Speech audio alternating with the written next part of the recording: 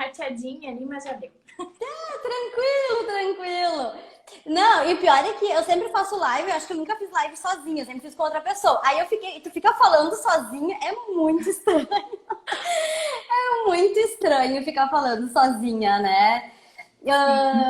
Mas e como é que tu está? Como estão as coisas? Tudo bem, tudo certo, né? Tudo Muito bem? muito calor. Pois é, guria, eu até liguei o ar agora, porque tava com o ar Também. desligado, porque ele é meio barulhentinho o meu ar, né? Então a gente evita qualquer barulho para atrapalhar aqui. Mas aí eu tive que ligar, porque tava calor. Não Sim, teve também. jeito. Não teve jeito. Teve jeito. Pois então nós vamos tratar desse assunto super interessante, né, Dani, hoje. Sim, isso aí. Que esse tema, assim, ó, pra mim, eu acho ele muito importante, porque eu escuto muito isso, né, das minhas clientes. Bárbara, como é difícil, é tão difícil lidar com essa situação com os filhos, falar, explicar o que tá acontecendo pra eles, e, né, explicar ali que o pai não tá aqui, né? Então, são várias questões que acontecem no dia a dia que fazem com que a pessoa fique muito perdida. E quando eu abri a caixinha de perguntas ali, ninguém mandou pergunta para mim, Dani. Ninguém me mandou pergunta do direito. Me mandaram perguntas só para ti. Tá? Eu acho que eu acho que eu vou até sair e vou te deixar aqui sozinha. Ai, não. Atrapalha é bem importante também. Ai. Não, mas deixa eu só aumentar o meu volume, tá baixinho. O pessoal mandou, inclusive teve gente que me mandou no direct porque falou a caixinha é muito pequena, a caixinha da pergunta, né? Sim. Ela é muito pequena para abordar ali. O pessoal me mandava pelo direct contando toda a história ali. Sim. E aí eu selecionei, né? Selecionei 3 perguntinhas ali pra gente ir conversando. Mas antes disso, porque eu tô aqui falando que nem uma tagarela, né? Antes disso, eu quero que tu te apresente, né? Diga quem tu é aí pros meus seguidores, o pessoal que tá aqui nos acompanhando. Tá, então. Meu nome é Daniela, né? Eu sou psicóloga.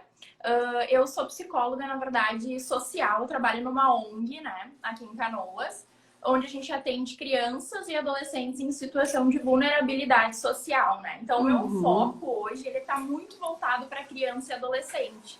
Então, acho que por isso que também é tão importante a gente estar junto aqui nesse tema, né? Porque eu tenho essa experiência com criança.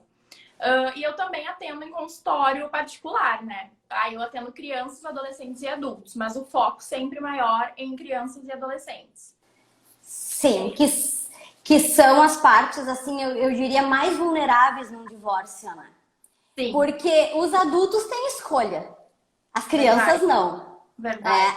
As crianças estão ali, às vezes naquela situação, né? Não escolheram, não foi uma escolha delas, está passando por aquilo. Então, muitas vezes, elas estão ali como só alguém naquele momento ali, vivenciando aquilo. E cabe aos adultos da situação, né? Saberem direcionar aquilo ali, né? Saberem direcionar. A gente sempre fala, assim, né? Que a criança, ela é uma folha em branco, né? Então, assim, tudo que vai acontecendo ao longo da vida dela é o que vai dizendo quem ela vai ser, né? Então, por isso que é tão importante, assim, esse momento aí, né, do divórcio, a forma como a gente aborda, né? Os cuidados que a gente deve ter, porque é um momento muito delicado, né? Sim, exatamente. Eu sempre digo, o divórcio ele vai ser estressante de qualquer forma, né? Com certeza, não tem como fugir. O divórcio ele vai ser estressante de qualquer forma, por mais que seja bem conduzido, né? A doutora Cíntia comentando, olha essas duas. Né? Por mais que seja bem conduzido por um profissional, ele vai ser. E se não tiver certos cuidados, principalmente com as crianças, aonde vão ficar traumas, né? Ali onde vão ficar traumas com aquela situação, né? Então, realmente, cabe aos adultos procurarem informação. Como, por exemplo, quem está na live hoje, né? Quem está passando por uma situação e está aqui na live hoje, eu diria assim, tá de parabéns. Porque está buscando informação e buscando como enfrentar isso da melhor forma, inclusive com os seus filhos. Com certeza. Isso né? mesmo. Dani, vou começar com a primeira pergunta, então, que foi encaminhada, que é o tema central, inclusive, da nossa live. Vai ter muito assunto aqui para nós duas comentar, que é como, então, abordar as crianças sobre o divórcio, né? Como explicar, que bem como uma cliente, inclusive minha, já comentou comigo um tempo, como explicar que a mamãe e o papai não vão mais morar na mesma casa? Sim. Né? Complicado. Pode... Bem complicado, assim. Eu acho que, primeiro, é aquela velha história ali que a gente tinha falado. Não tem como não ser um momento doloroso, né? Vai ser difícil, né? De qualquer forma. Qualquer forma que tu falar isso. Porque a gente sempre coloca isso, assim, psicologicamente, né? Que é um luto, né? É um luto, é uma ruptura, né? De uma situação real, né? São pessoas vivas, mas existe esse luto. Então, assim, é difícil abordar. Tem que ter um joguinho, tem que ter um jogo de cintura, tem que ter um cuidado, né? Mas, assim, o que a gente sempre pede? Para que... Primeira coisa é sinceridade, né? Com a criança, assim. Tem que ser honesto, né? Não existe, assim, a gente não pode pensar, tá, mas um exemplo, tá? Mas o pai da fulaninha me traiu, né? Não, tudo bem. A gente entende que tem várias situações, né? Vai ter situação de traição, vai ter situação de simplesmente acabou o amor, né? A gente não mas, assim, esses detalhes a gente não precisa colocar para a criança, né? Esse tipo de detalhe a gente, inclusive, não deve colocar para a criança, né? É importante que a gente tenha cuidado, né? Por quê? Porque a criança ela não entende isso, e isso vai gerar trauma para ela, né? Então, essa é a primeira dica que eu dou, o cuidado ao falar e seja sincero, né? Seja verdadeiro com teu filho, né? Ele é o teu bem mais precioso, né? Então, conversa com carinho, com afeto, né? Não precisa contar aqueles detalhes mais, né? Que a criança não vai entender. E o adolescente também não, né? Às vezes até eu acho que o adolescente é mais complicado ainda da gente conseguir fazer essa conversa, né? Porque a criança, assim, aos pouquinhos a gente vai organizando, assim, mas o adolescente às vezes ele se revolta, então tem outras questões, né? Mas eu acho que isso também a gente pode, tem que ser avaliado caso a caso, né? Uma outra questão, assim, que é muito importante, assim, nunca, é mais em formato de dicas que eu falo, porque eu acho que também é mais prático de o pessoal entender, assim, né? Claro, dando exemplos, né? Isso. Não colocar um contra o outro, né? Por exemplo, lá na casa, o teu pai é isso, o teu pai é aquilo, a tua mãe fez isso, a tua mãe é assim. Nunca fazer isso, assim, por mais que a gente entenda que a gente tem as nossas limitações, né? Que a gente tem as nossas dificuldades, às vezes, como adultos, né? E isso acontece, acho que a gente vai falar mais adiante disso, né? Da dificuldade que a gente, como adulto, tem. A gente tem que ter esse cuidado, sabe? Porque a criança, ela é o principal aqui, né? E não somos nós os adultos. Então, assim, por mais que a gente tenha essas limitações, a gente tem que focar na criança nesse momento, né? Então, assim, jamais fazer isso. Isso traz trauma, assim, traumas irreversíveis para a criança, muitas vezes. Então, assim, ter esse cuidado, né? Com a criança. Uma outra coisa que eu também acho que é extremamente importante e que também é um pouco clichê, até todo mundo sabe disso, né? Que é a rotina, né? Mas a rotina, ela é assim, ó... Ninguém vive sem rotina, né? Na minha opinião. Não tem como tu ter, assim, uma saúde mental ok sem tu ter uma rotina, né? Tanto a gente quanto a criança, né? Sim. Então, assim, se o pai e a mãe se separaram, precisa haver um diálogo, né? Precisa. Onde... Aí que entra um detalhe, eu como advogada dessa área, às vezes a dificuldade que o casal me relata é o bendito diálogo. Bárbara, é tão difícil conversar com ele, é tão difícil conversar com ela. A gente não tá conseguindo se falar, tá complicado, mas eu sempre digo isso, vocês têm que manter um mínimo para tratar sobre as questões da criança, né, do filho de vocês, que vocês têm, vocês deixam de ser marido e mulher, mas vocês não deixam de ser pai e mãe. Né? Então, vocês vão ter que aprender a conversar, a ter aquele diálogo de respeitoso, né? E básico, mínimo, pelo menos, ali, nem que seja pelo WhatsApp. Só para combinar, tô indo pegar, tô indo buscar, tô levando. Eu acho isso. Que precisa ver essa estratégia, assim, vamos criar uma estratégia, então, para que a gente consiga se suportar minimamente. Porque assim, né? Porque não é uma questão do adulto aqui. Aqui o que importa é a criança e o adolescente, entendeu? Em algum momento dessa união, dessa vida aí, teve afeto um pelo outro, né? Porque a gente tá falando justamente de divórcio, né? Né? Então, assim, em algum momento essa pessoa foi casada com a outra, teve amor, teve afeto, teve carinho. Então, assim, vamos tentar, então, relembrar disso, né? E tentar manter um mínimo de respeito, então, né? Pensando nesse ser aí que é um terceiro e que precisa dessa atenção, né? Então, tem que ter diálogo, não tem outra alternativa, né? E eu acho que... Pode falar. Não, eu só ia puxar um gancho ali que a gente comentou, né? Não esquecer que quando a gente está falando aqui é divórcio, a gente não está falando em situações de casais que foram namorados, enfim, que nunca chegaram. A gente está falando realmente do divórcio, que é o foco da live, né? E que nem muitas vezes eu escuto, né? Ai, não deu certo, né? Às vezes às vezes será que essa frase tá certa? Claro que não existe às vezes muito certo e errado, ok? Depende muito do caso, né? Mas eu sempre me pergunto, Bárbara, pessoalmente, eu já tive um relacionamento de 9 anos que chegou ao fim, né? E aí tu pensa também, será que não deu certo ou será que deu certo por um tempo? Deu certo por 9 anos. Né? Deu certo por 9 anos, exatamente. Então teve que a gente falou perfeitamente ali, teve um afeto, teve um vínculo, né? Teve já um carinho. E às vezes tem que pelo menos manter aquilo ali ou lembrar daquilo ali, nem que seja por causa dos filhos. Verdade, com certeza. E isso a gente tem que sempre estar frisando, né? E eu acho que é isso que a gente tá falando aqui nessa live, né? É justamente fazendo com que os pais eles reflitam sobre isso, né? Sobre a importância, porque a gente sabe que às vezes são coisas que todo mundo sabe, todo mundo já ouviu falar, mas assim, são coisas que precisam ser batidas na mesma tecla, né? Para que a gente não esqueça e para que a gente pratique isso. Isso precisa ser praticado.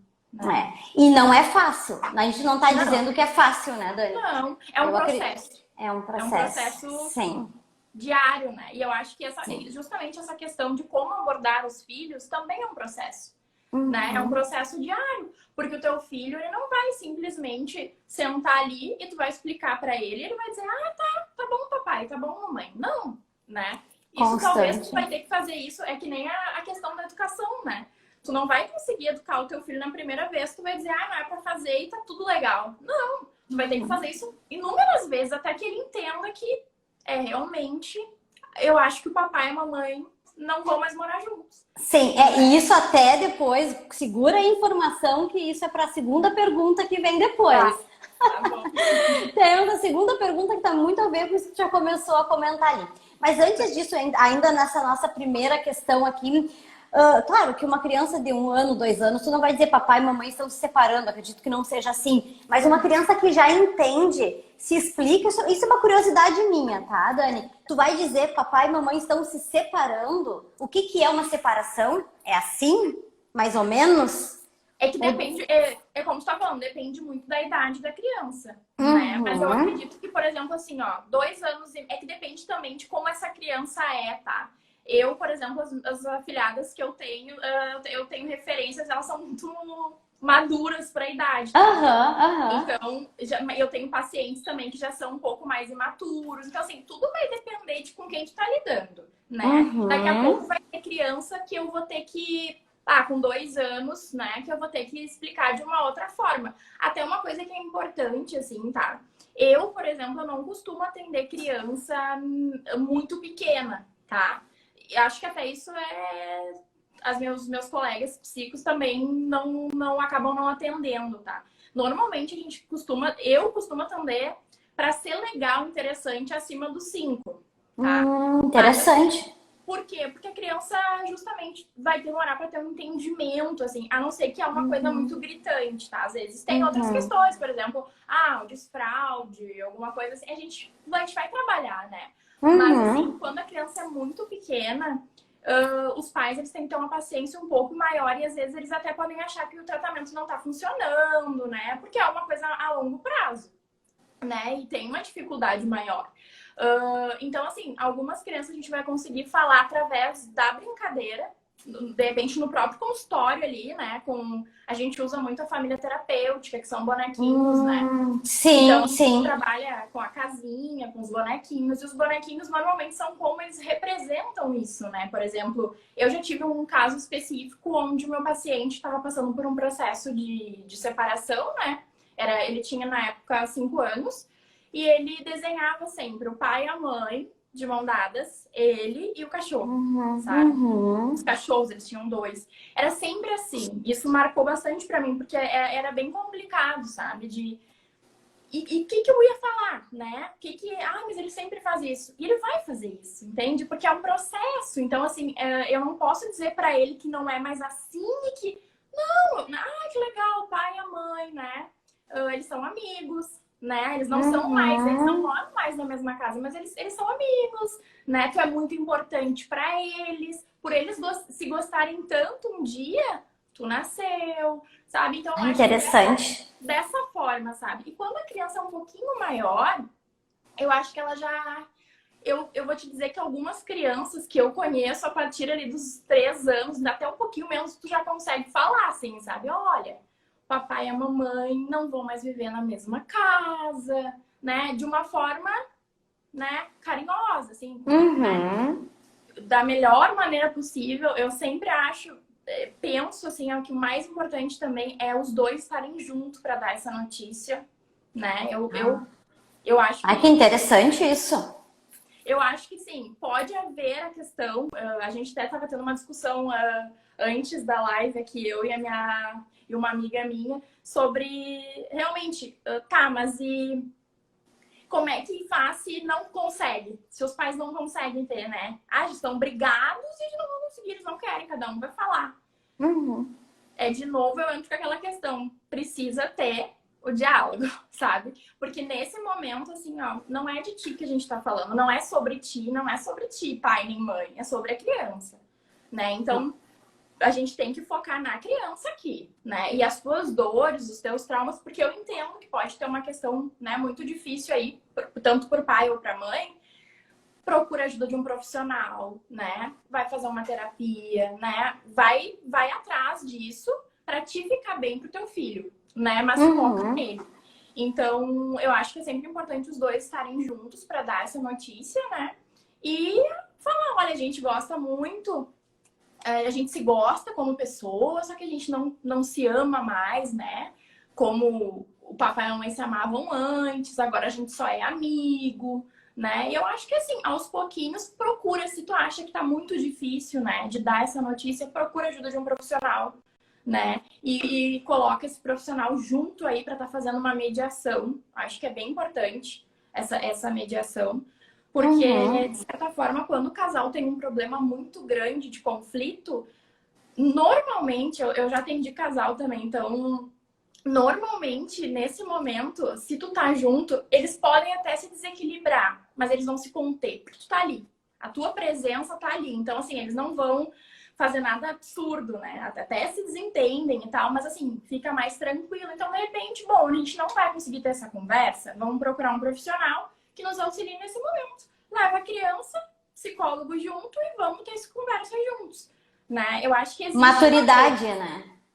Existem maturidade. Possibilidades. Exatamente. E existem possibilidades. A gente tem que pensar em como fazer isso, né? Mas tem. Sim. Eu acho que dessa primeira parte, eu acho que uma entrada tá bom, assim. Não sei o que tu acha. Tá ótimo, tá ótimo. Tô adorando ouvir a tua explicação. Maravilhoso, com certeza vai contribuir muito com o pessoal que tá assistindo e que vai assistir depois, porque a live vai ficar salva, pessoal, tá? A live vai ficar salva, depois vai pro meu canal do YouTube, lá depois se a Dani autorizar, que eu utilize a imagem dela. Ó, viu? Já tá autorizado aqui na frente de todo mundo, a gente testemunha. Bom, Dani, a segunda pergunta, que aí ultrapassa um pouquinho, né, essa fase do como falar, como avisar, né, como dar a notícia, já entrando na seara da separação em si, né, que foi uma questão, inclusive, que uma seguidora me encaminhou. Tu já comentou um pouquinho sobre ela ali, começou já a abordar essa questão e foi exatamente isso. O que fazer quando a criança, quando tu brinca de casinha ali com a criança, ou quando a criança vai desenhar o papai e a mamãe, desenha ainda eles junto, na mesma casa, ou eles de mão dadas, né? Ou eles acham ainda que o pai e a mãe vão voltar a morar juntos, vão voltar. Como lidar com essa situação? O que tu diz?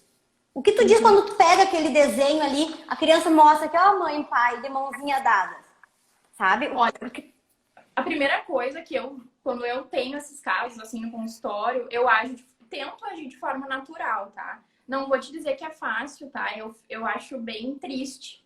Eu fico triste quando eu vejo, né? Mas eu entendo que é um processo. Como eu falei antes, é um luto, né? É uma ruptura. Então, assim, a gente tem que entender que isso é um processo e vai levar tempo. Então, assim, a gente tem que entender essa criança. Qual era a referência que ela tinha? Meu pai e minha mãe, né? Então, por que ela não vai desenhar mais o pai e a mãe, né? Ou por que ela não vai mais colocar nos bonequinhos na família terapêutica o papai e a mamãe? É isso que ela tinha e é esse o desejo dela. Porque quando ela desenha isso, ela tá mostrando o desejo dela, né? O que é o meu desejo? O meu desejo é ter o meu pai e minha mãe, né? Ela tá falando dela. Eu me arrepiei. Eu também. Eu me emociono muito. Bom, eu adoro esses assuntos, adoro trazer, falar, estudar sobre isso, né? E ouvir um psicólogo falando sobre isso. Então, para mim, eu acho muito bom, porque eu escuto tantos casos das clientes, né? E eu fico, assim, realmente com o coração apertado quando as mães vêm, muitas vezes, né? E conversam comigo e contam, ai, Bárbara, aconteceu tal situação, eu não sei o que eu faço, que nem isso, eu vejo o desenho, o que eu digo, né? E é interessante essa questão que o desenho reflete o desejo da criança.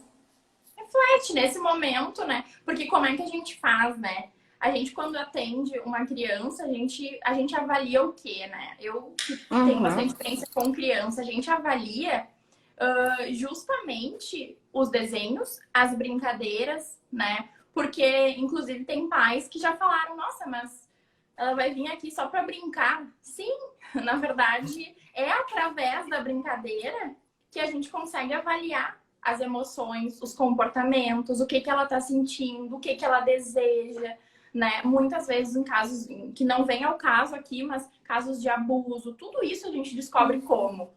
Alienação parental. Alienação parental. Tudo isso através das brincadeiras, né? Então é assim, eu não tenho como botar ela no divã e me conta, né? Vai dar, né? Então eu tenho que fazer esse trabalho.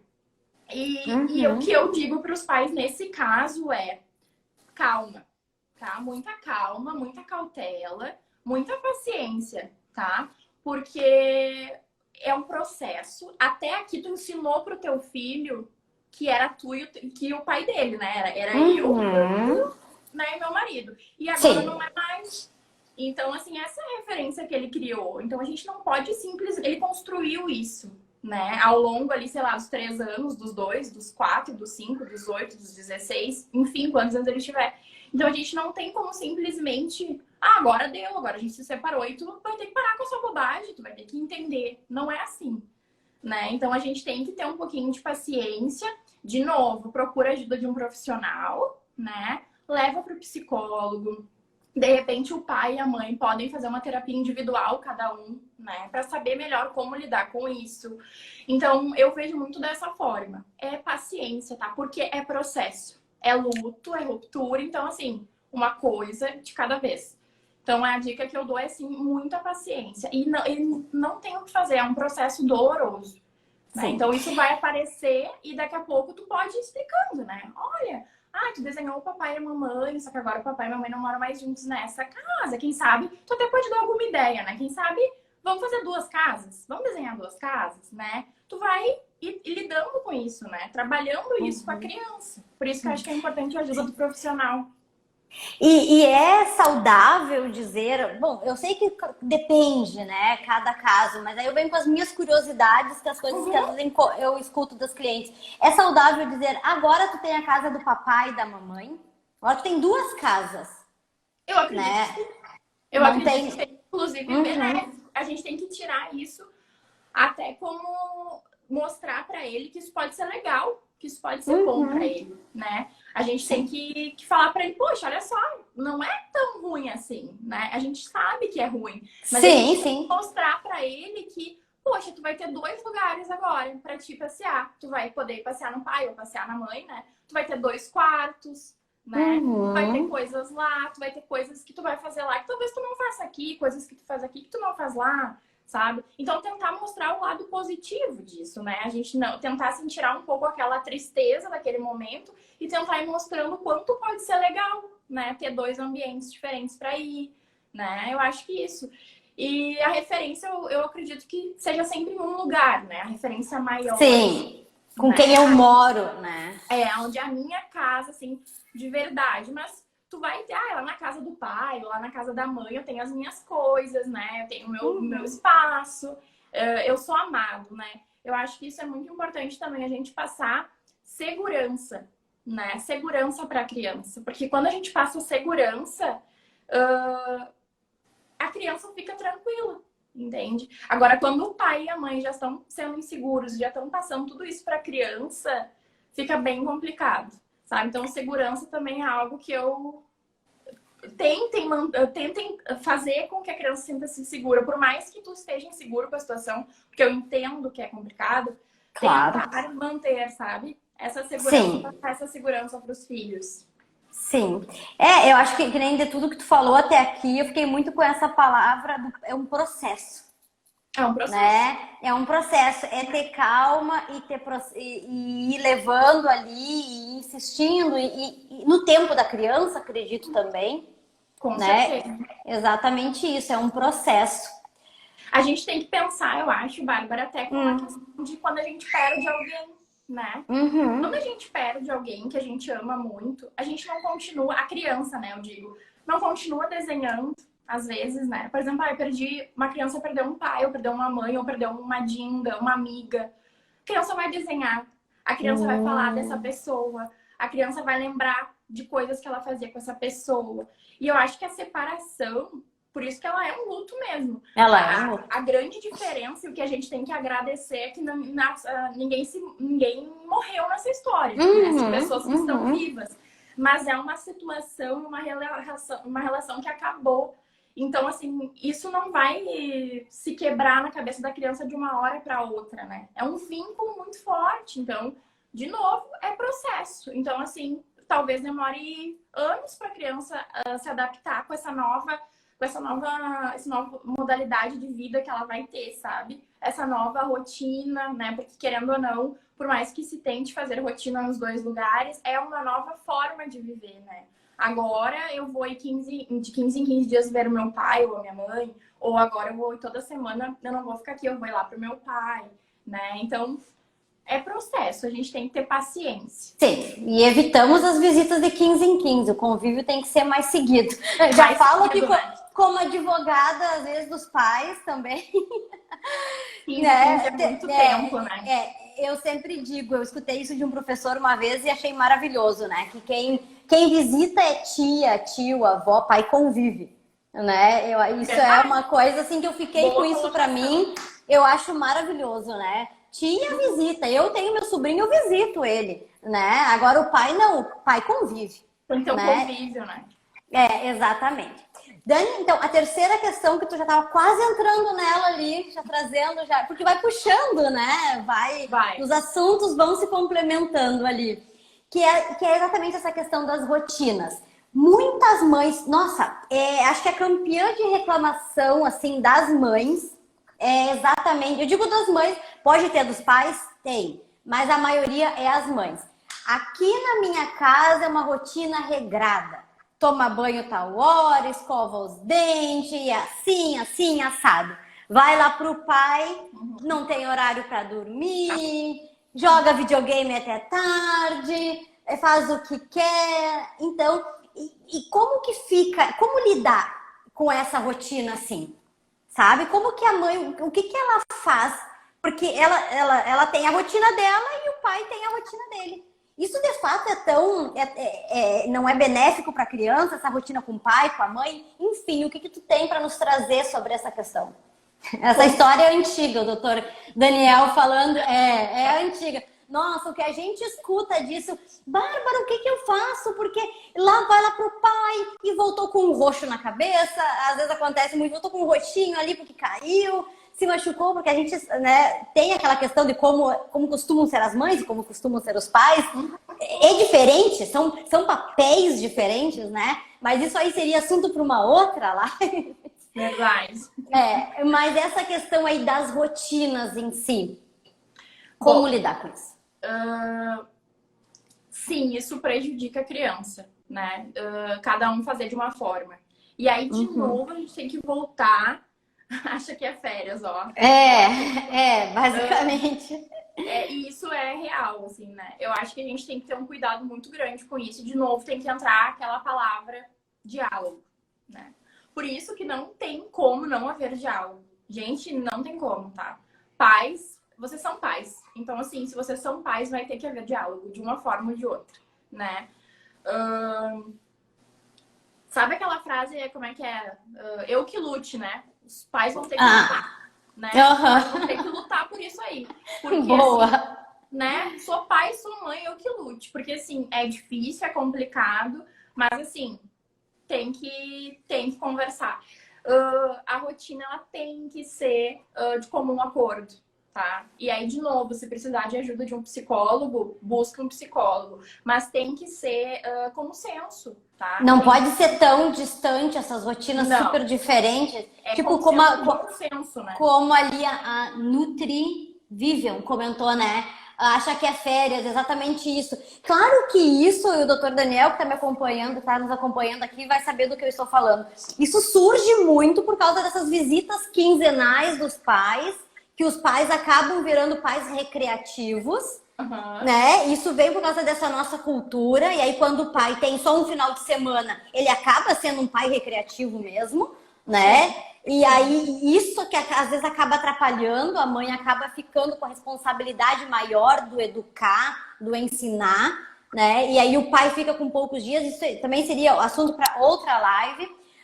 Mas então quer dizer que essa rotina, aqui na casa da mãe é tudo regrado, eu vou lá pro pai, é férias, isso é ruim então para criança? É ruim, é péssimo, na verdade, né?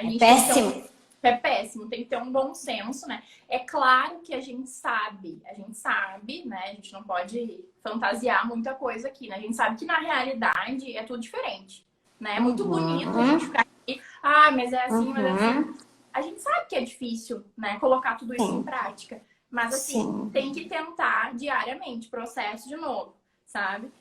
Olha, tem que marcar a reunião com o ex-parceiro, tem que sentar, tem que conversar, né? Olha só, fulaninho tá fazendo isso aqui, não tá dando, como é que tá lá? Né? A gente tem que alinhar as coisas, tem que ser alinhado. Não pode, um aqui dorme comigo, lá tem que dormir no quarto. Entendeu? O que a criança pensa? Né? É bem fácil a gente... Como é que eu me sentiria? Tá, aqui eu posso, lá eu não posso. Por quê? Mas por quê? Por que lá eu posso e eu não posso? Então, assim, a gente confunde muito a cabeça da criança. Daí o que acontece? Criança cria ansiedade, criança fica agressiva, né? A criança começa a atacar, né? Então, assim, a gente tem que ter esse cuidado. E justamente por quê? Porque daí digamos que nesse caso seja a mãe, é quem passa mais tempo com a criança, ela vai acabar sendo rotulada de que é chata. Chata. O que acaba acontecendo, a gente escuta muito esse tipo de depoimento. Eu sou a chata, Bárbara. Eu sou a chata porque aqui é assim, assim, assado. Só que, na verdade, ela não é chata. Ela é quem tá educando, né? Então, assim, isso é bem complicado. E talvez seja uma coisa para deixar também como reflexão para os pais pensarem também. Essa questão, então, da visita quinzenal. Acho que a gente já pode ter uma base que isso não funciona muito bem, né? Porque quanto mais se espaçar a visita, mais isso vai acontecer. E mais isso vai prejudicar alguma das partes aí, né? Sim. Porque fica fácil pro pai ou pra mãe que visita menos, que vê menos vezes, né, a criança, fazer tudo que ela quer e ainda ser chamada de tipo, aqui é muito mais legal, quero ficar aqui, né? Tu quer ficar aqui porque aqui assim é agora, mas se tu morar lá, não vai ser assim, né? Sim. Quando for todos os dias, não vai ser assim. Então, eu acho que isso é um cuidado que tem que se ter. Rotina serve para os dois ambientes em que a criança está vivendo, né? E foi bom que tu comentaste isso, e eu já em audiência ouvi de juiz, né, nesse sentido. Eu posso ouvir a criança, ou quer dizer, a criança, né, ela não vai ser ouvida pelo juiz em si, mas pelo psicólogo ou pelo assistente social do processo, e a criança muitas vezes diz que quer ficar com o pai. Né? Claro, a gente está falando aqui até gente, mãe, pai, botando como se fossem papéis distantes, mas não, às vezes muda essa situação. A gente está falando que é mais comum, né? Mas a gente sabe que não é geral, né? Não é 100%, nada é 100%. Mas ele comenta isso, esse juiz falou um dia isso em audiência para mim. Quando a criança fala que quer ficar com o pai ou com a mãe, enfim, eu não vou cegamente no que ela diz para conduzir a minha decisão. Eu encaminho daí para o psicólogo do judiciário, que vai estar ali, para descobrir o porquê. Porque ele disse assim, eu já tive um caso que o menino queria ficar com o pai porque passava a noite jogando videogame. Essa era a razão. Sim. Na verdade, ele não tinha nenhuma relação aí tão afetiva com o pai, né? Na verdade, era só uma liberdade. Era porque era uma liberdade. Exatamente. Era essas férias, né? Essa não situação tem limite, assim. Né? Não tem limite nenhum, né? Faz o que quer. Muitas vezes o pai ou a mãe deixa sem tomar banho, né? Deixa sem escovar os dentes, não tem problema. Porque é só hoje mesmo, né? Depois vai pra casa da mãe, vai voltar lá pra casa dela. Ela que puxe, né? Então, assim, isso é um cuidado que tem que ter, né? E, de novo, não tá conseguindo, tá difícil, porque eu sei que é difícil, procura ajuda. Procura ajuda de alguém especializado, alguém que vai poder te auxiliar nessa fase. Sim. Né? É isso que eu ia te perguntar, assim. Então, se o ex-casal, né, o pai e a mãe não estão mais conseguindo, não estão conseguindo conversar, tá difícil, o ideal é, então, ver um psicólogo e fazer uma terapia e tentar ultrapassar essa fase, tentar conversar, nem que seja na frente de um profissional. Que nem tu falou, é mais fácil, né? Eles conseguem, de repente, eles consigam conversar melhor com uma terceira pessoa ali, né? Ou independentes, né? Ou junto ou independentes. Que pode ser, então. Não precisa o casal ir junto. Pode cada um ir no seu psicólogo. Pode cada um ir num psicólogo, não tem problema. Só que também, não adianta, por exemplo, daqui a pouco o psicólogo da parte de um fala uma coisa, o psicólogo da parte do outro fala outra. Né? Tem que haver um consenso entre as partes, né? Porque Sim. que nem a questão do advogado. Acabou que o advogado de uma parte fala uma coisa e o advogado da outra parte falou. Não, a gente tem que pensar junto aqui. A gente tem uma criança aqui, né? Então, isso tem que ser bem claro, né?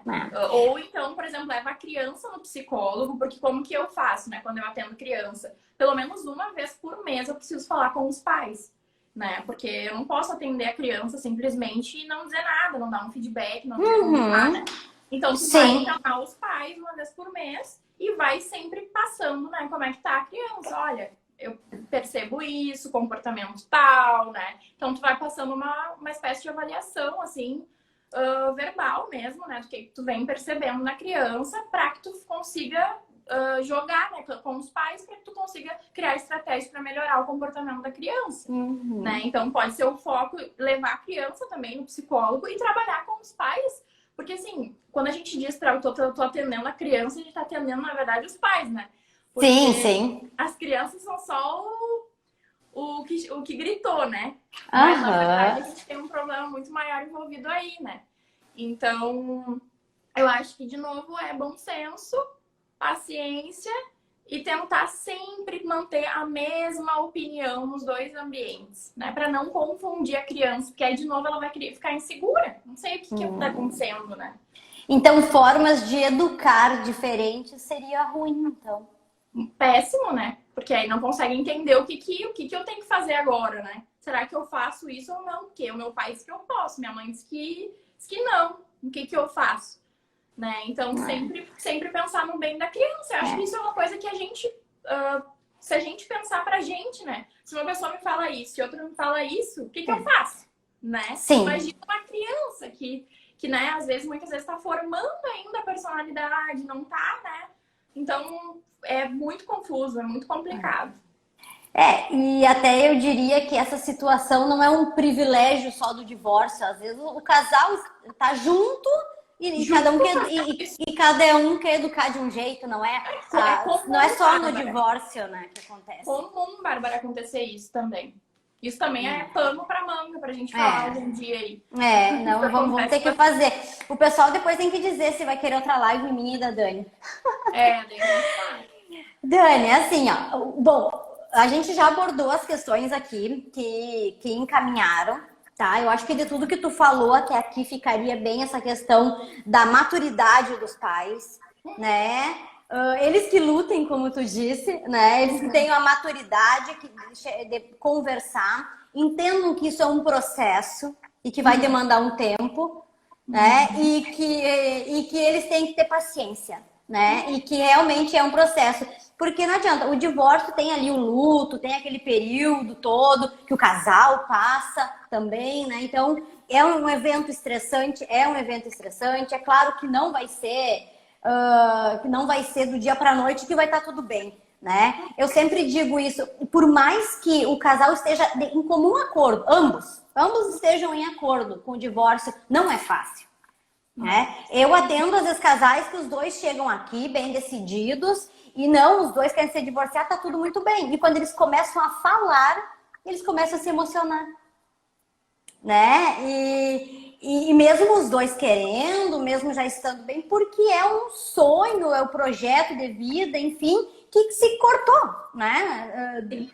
Que aconteceu aquela situação ali que se cortou e aquilo que eu tinha de projeto, de objetivo, de metas, viagens, muitas vezes, programadas, sonhos do casal, que acaba se perdendo. Então vai ser um processo doloroso. Não é fácil, mas também não precisa ser a guerra que muitos pensam que é.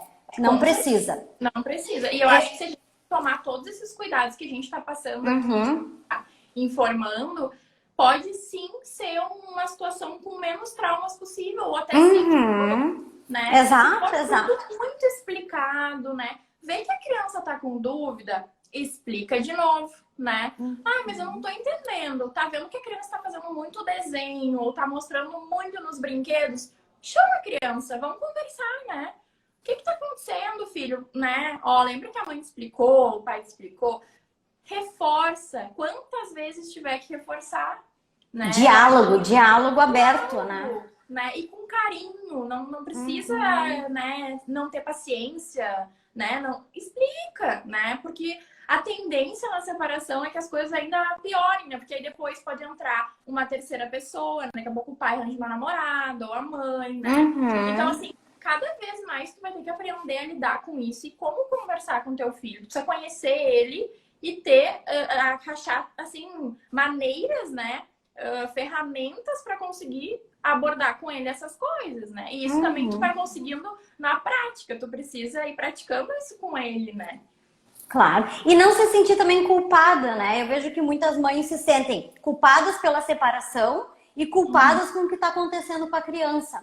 Eu acho que também tem essa questão de saber lidar consigo nesse sentido, né? De realmente, e trabalhar também ela, a própria mãe ou o próprio pai também ter um acompanhamento até para eles enfrentarem isso, né?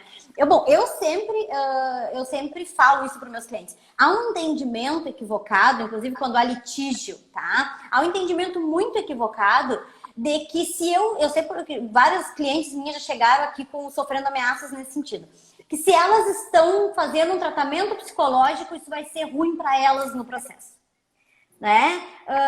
Há um mito muito comum, tá? Não sei se algum outro advogado que trabalha na área que está aqui já escutou isso aí, mas eu já tive clientes que disseram, Bárbara, e ele disse que vai falar para o juiz que eu faço tratamento psicológico para eu perder a guarda. E isso muito pelo contrário, um pai, uma mãe que tem acompanhamento com o terapeuta é bem visto pelo juiz. Sim. É bem visto. Né? Exatamente. Então, assim, e há um mito de que não, então quer dizer, eu tenho problemas se eu estou indo num psicólogo, num terapeuta, e isso vai me prejudicar. Exatamente. Então fica, inclusive, isso que me veio agora, que é esse mito. Dani, olha o nosso horário. Já tá dando o nosso horário? Não, tem 10 minutos ainda, mas é que tem coisa aqui. É muito assunto. O que eu quero falar, que eu comentei, a gente comentou, né, no início, ainda não falei no início da live, do presente que eu e a Dani temos, né? A gente tem presente. muito legal para quem está nos acompanhando. E de primeira mão, aqui os meus seguidores, não comentei com eles até então, que para quem não sabe, eu e a Dani, a gente participa de um grupo de estudo de Direito e Psicologia, né, Dani? Unimos aí essas duas áreas para conhecimento, aprofundar conhecimento e saber também lidar muito melhor com os nossos clientes, dar um amparo muito mais completo, né? Porque o direito de família e psicologia, eles têm que andarem juntos, Sim. né? Então, e aí eu e a Dana participamos do grupo, juntamente com o Dr. Daniel, que está nos acompanhando ali, a Valquíria, também que eu vi ali, a Luciana, a Lu, a Kathleen, não vi a Kathleen aí, hein? Vou puxar a orelha dela. Vou puxar a orelha dela. E a Camila, acho que foi todo mundo, né? A Kathleen, o Daniel, a Valquíria, a Camila e a Luciana. Fizemos parte aí desse grupo sobre direito e psicologia, esse grupo de estudo, e nós fizemos um e-book, né? Um e-book lindo, maravilhoso, que aborda exatamente as questões jurídicas do divórcio e as questões psicológicas. Como uma delas, essa questão trazida pela Dani, de como abordar os filhos. Temos situações ali também trazidas da questão da psicologia sobre o luto, as fases do divórcio. Temos as questões jurídicas ali sobre pensão, regime de bens, guarda. Então é um e-book bem completo, né, Dani? Bem completo. Não sei se tu quer complementar alguma coisa. Não, acho que é isso que tu tá colocando. Eu tenho assim, uma espécie de cartilha, assim, né? Porque é bem explicado, assim, pra estar auxiliando aí vocês que estão nesse momento difícil, né? Acho que ele ficou bem completo, né? Bem completo ali o tema. O e-book vai estar disponível, para quem está me acompanhando aqui, o e-book está disponível na minha bio do Insta, quem quiser ali olhar, depois que acabar a live, né? Primeiro assistam a live até o final, depois é o que eu preciso saber para me divorciar. Esse é o nome do nosso e-book. Aí eu não sei, a Dani manda pelo direct, como é que a Dani está fazendo, para quem quiser acesso. Pode me chamar ali e pedir que a gente vai passando. Bom, e assim, eu acabei, ninguém me mandou pergunta para saber sobre a parte jurídica. O pessoal queria, olha, choveu de questões para ti. O pessoal queria realmente era te ouvir. Assim, e até porque a parte que eu caberia talvez explicar ali do e-book, o que eu trouxe ali, eu precisaria só de uma live para falar sobre um regime de bens.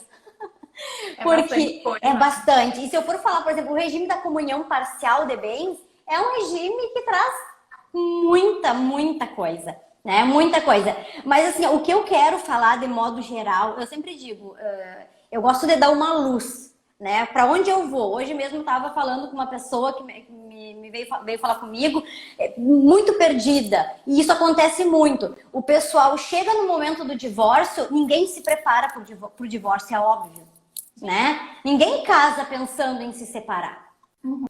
Né? E aí, quando chega o momento, geralmente esse tempo eu recebi até uma pergunta nesse sentido. Bárbara, o que eu faço? Eu estou completamente confusa. Eu não sei dos meus direitos e da parte emocional. Tá uma bagunça. Né? Então, realmente, assim, por isso que a gente tem esse e-book, que é exatamente para lidar com essas duas confusões iniciais. Tanto a parte emocional, quanto a parte jurídica. Né? E assim, da minha parte, assim, que eu consigo resumir aqui, que a gente está conversando, geralmente quando me procuram e me mandam uma pergunta no direct, ou me mandam uma questão, assim, né? Tô me divorciando, quais são os meus direitos? Né? É uma pergunta, assim, que vem, olha, eu poderia falar horas sobre isso. Quais são os teus direitos? Dá muito essa pergunta mesmo, né? Quais são os teus direitos? E eu sempre devolvo com uma outra pergunta. Qual o teu regime de bens?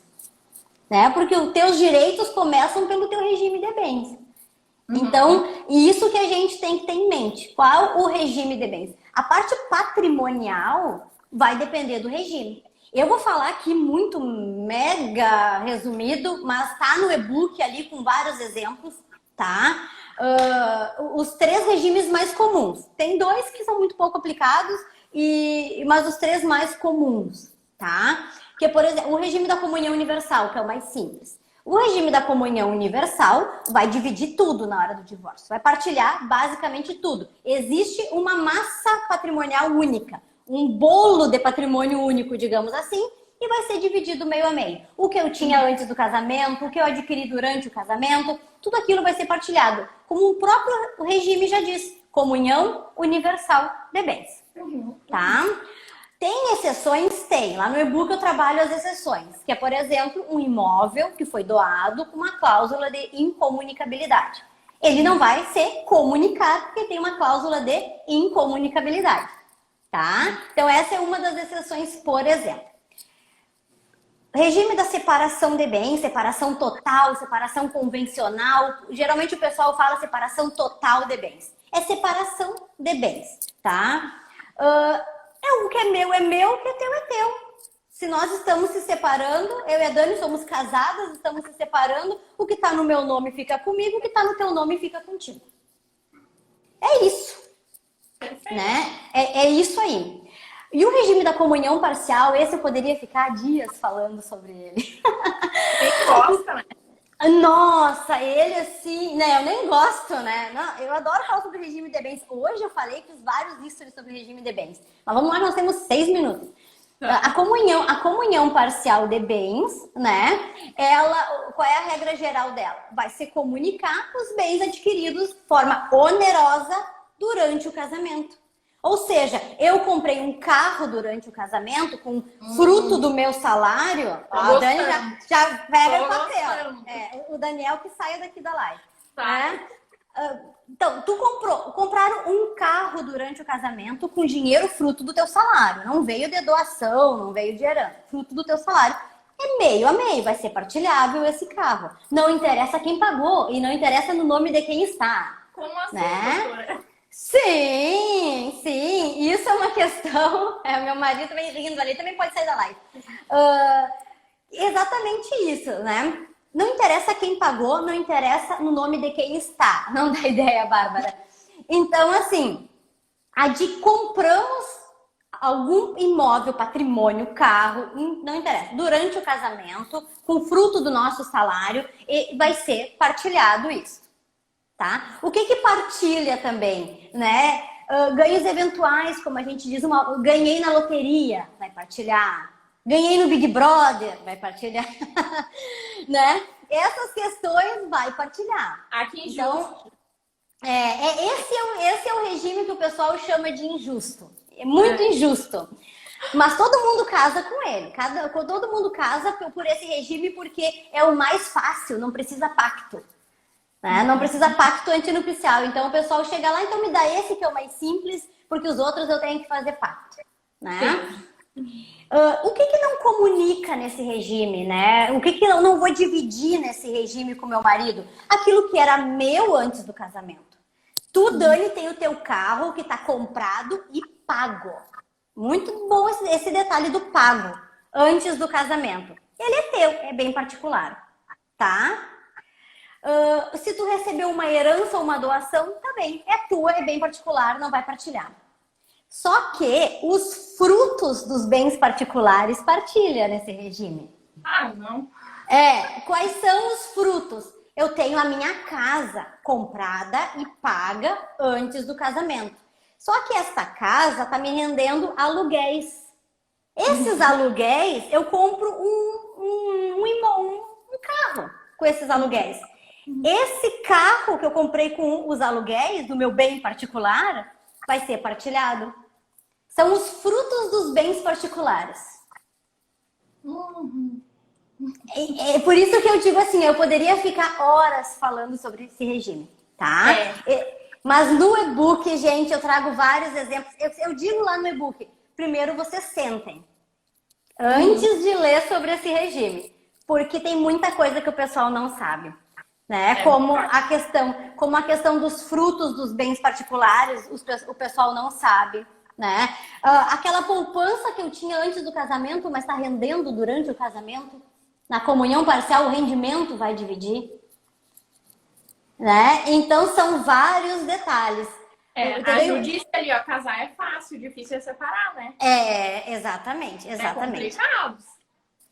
E para não acontecer isso, que nem tu disse, ai, que injusto tal coisa, tem que procurar um advogado antes de casar, para realmente pensar sobre o regime de bens, para não acontecer esse tipo de coisa. Porque tem muitas pegadinhas, muito. O regime da comunhão acho que também é algo para a gente deixar para ser para o pessoal refletir, né? Refletir, exatamente. Para não ser mais uma dor de cabeça na hora, né? Tem 1 minuto e 58 para nós aqui, tá acabando. Né? Mas é realmente isso, assim. Bom, eu não sei se tu quer deixar uma mensagem final aqui. Acho que eu já passei todos os recados. Dei uma pincelada muito por cima na minha parte, gente, porque não tem como eu abordar ali todas as questões, mas tá no e-book bem claro ali. A gente trouxe as perguntas recebidas, falamos do nosso e-book, que a gente está muito orgulhoso com o nosso e-book, vai ajudar muitas pessoas, né? Vai contribuir com muita gente, sim, realmente foi um trabalho muito legal. E não sei se a Dani tem alguma mensagem final que ela quer deixar para os papais e as mamães. Só como forma, assim, de resumo bem rápido, assim, porque eu já coloquei isso antes, né? É reforçar para vocês a importância, papais e mamães, a importância do diálogo, tá, gente? Não existe isso de eu não consigo falar com ele. Consegue, tu consegue. Vamos trabalhar isso em ti, tá? Vamos fazer terapia, vamos buscar ajuda, porque, assim, é a tua limitação, mas tu tem um filho nessa história. Então, assim, a reflexão que eu deixo é essa. Vamos dialogar mais. A gente precisa ter diálogo para que essa criança sofra menos. Tá? Então, essa perfeito. Perfeito. Isso que tu falou, essa dificuldade dos pais em conversar é uma limitação deles. E eles vão ter que trabalhar essa limitação. Vamos lutar. Porque vão ter que lutar, exatamente isso. Mas então tá, Dani, muito obrigada por ter aceitado eu que agradeço pelo estar aqui convite. comigo, falando sobre isso. Muito obrigada, todo mundo que esteve aqui assistindo, todo mundo que nos acompanhou até o final. Muito obrigada mesmo, um ótimo final de noite para todo mundo e tchau, tchau. Tchau, tchau. Tchau, Dani, tchau. Tchau.